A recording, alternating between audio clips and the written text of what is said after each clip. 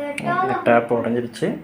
இந்த டேப் எப்படி ரீப்ளேஸ் பண்ணுறங்கிறத பார்க்கலாம். இது வந்து கென்ட் ஆர்ஓ மிஷினு. இது ஆக்சுவலாக வந்து இங்கே ஒரு ஸ்க்ரூ இருக்கும், இந்த இடம் ஒரு ஸ்க்ரூ,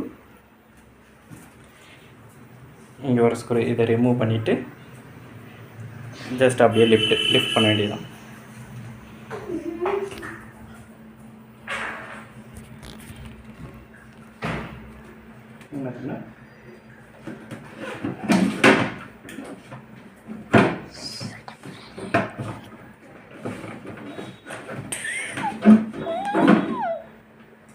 இப்படி லிஃப்ட் பண்ணி இது கீழே ஒரு இது இருக்கும் சென்சார் மாதிரி, அதை அடிபடாமல் இப்படி தள்ளி வச்சுக்கலாம்.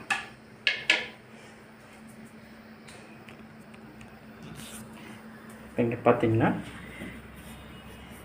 டேப்பு உடஞ்சி கிடக்கு.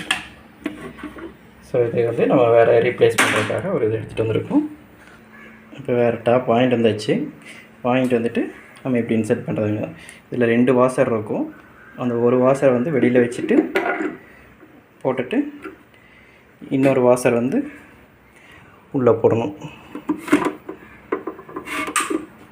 உள்ளே போட்டுட்டு இதை போட்டு டைட் பண்ணிட வேண்டியதான். நட்டு போட்டுட்டு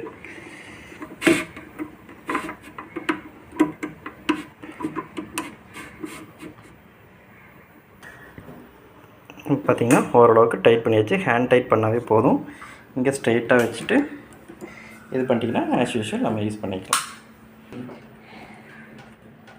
பண்ணிட்டு இப்போ இந்த இதை செட்டப் தூக்கி மேலே வச்ச வேண்டியதான்.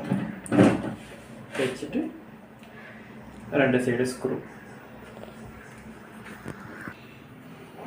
மேலே எடுத்து வச்சுட்டு இந்த ஸ்க்ரூ வந்து 2 சைடு இருக்கிற ஸ்க்ரூ வந்து டைட் பண்ணிடலாம். இப்போ 2 சைடு ஸ்க்ரூக்குள்ள போட்டாச்சு. இந்த ஸ்க்ரூயும் இந்த ஸ்க்ரூவும் லாக் பண்ணியாச்சு. இனி எடுத்து ஃபிட் பண்ண வேண்டியதும். இப்போ எடுத்து வாலில் ஃபிட் பண்ணியாச்சு.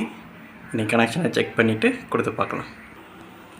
எல்லாம் ஹோஸ் பைப்பு ப்ளக் பாயிண்ட் எல்லாமே கனெக்ட் பண்ணியாச்சு. இப்போ நம்ம ஆன் பண்ணி பார்க்கலாம்.